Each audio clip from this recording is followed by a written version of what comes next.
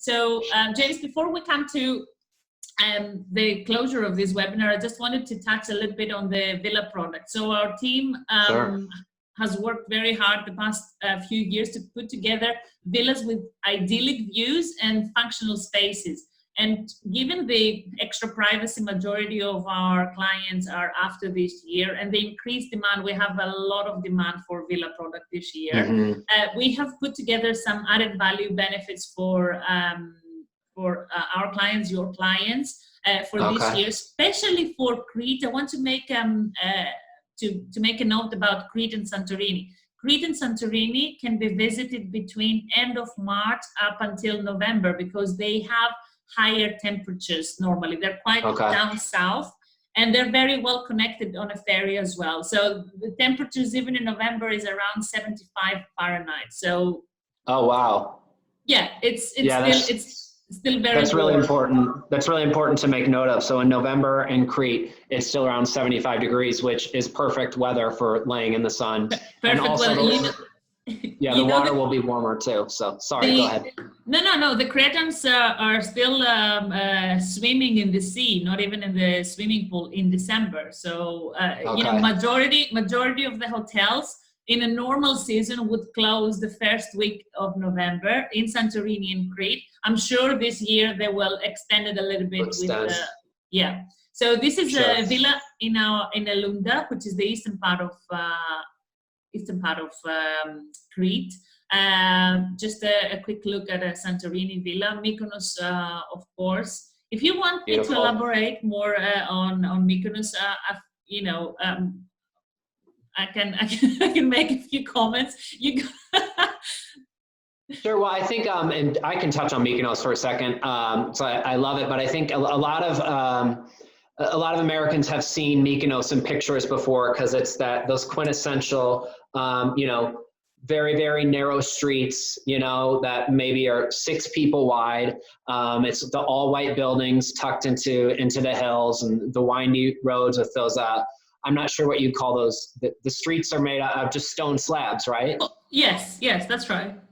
Yeah, so it's, I think a lot of people that, if you're not familiar with Greece, they've all seen the pictures of Mykonos in those beautiful, charming streets.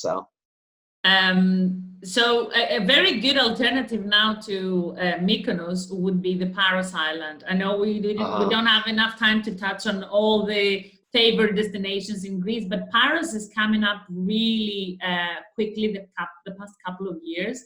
There is a new hotel opening that really brought up the quality, because up until last year, we wouldn't have a super duper 5-star property to put forward. So Paros would be a good alternative and more affordable option, if you like, to Mykonos. So you would go to Paros for the seaside, for the beach, for the food, because it's got an amazing gastronomy, and for the shopping, and of course for the nightlife. So the Nausa area is very known for its clubs and, you know, bars that, you know, stay longer. But my favorite island would be Naxos, actually, James, which is only 30 minutes from Paros. So you can take the ferry. In half an hour, you're there. A lot of people combine it because they're 2 completely different islands. So Naxos is very quiet, not quiet, I would say it's the 6th biggest island in Greece. So it's large. It's got a lot of permanent residents all year round. About 20,000 people live there all year round. The locals really heavily rely on agriculture. They produce the best potato in Greece, so definitely give it a go when you're there. They make a lot of cheese.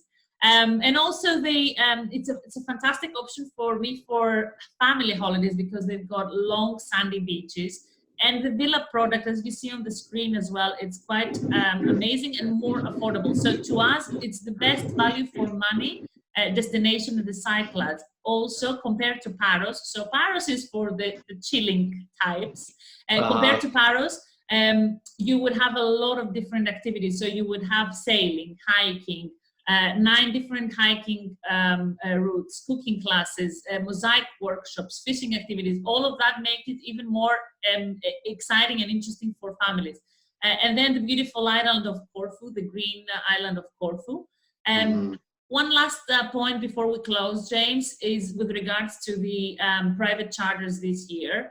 We've got a variety of either motor yachts or catamaran options, and very flexible cancellation policies. So you can actually cancel 3 weeks before the embarkation date, which makes it very appealing.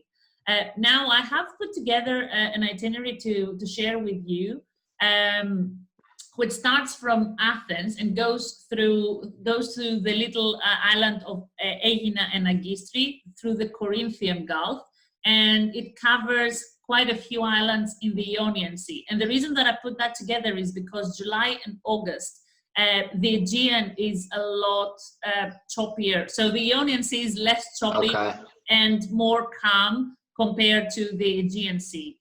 So we try to direct as many charters to that side of Greece. And to my opinion, is even more beautiful to the Aegean. Some people are into this arid, dry setup with the whitewashed houses and the blue windows. But my favorite is combining this greenery. There is a lot of nature with the crystal blue waters of these islands.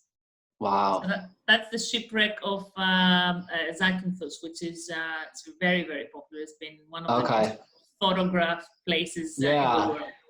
I mean, I think these last two slides say it all. They're both gorgeous. And I think for most of my clients, these are important for them to see because, again, as we're saying, we're so used to seeing the more, I guess what you'd say, more mainstream places in Greece. And I feel like, having been there 4 or 5 times, I'm just scratching the surface. I want to check out all 8 places in these last 2 slides. Are beautiful. And one thing I want to touch on too, I know that you touched on the villas and the yacht charters. And again, a great thing about those, we are seeing more demand for those this year, is because you don't have to go necessarily from hotel to hotel, or you're not going to be as in, you're going to have more space in those. And especially with the yacht charter, if you rent it for, a week, you don't have to move rooms. You get it with a group of friends or family. You hire the skipper and you can go island hopping. Beautiful crystal clear blue water that's calm and warm, and you don't have to change rooms. So that's, we're definitely seeing a demand for that, and that's a great option as well. Also, you can have your own chef if you want, and a nanny on board if you decide. So there's a lot of options.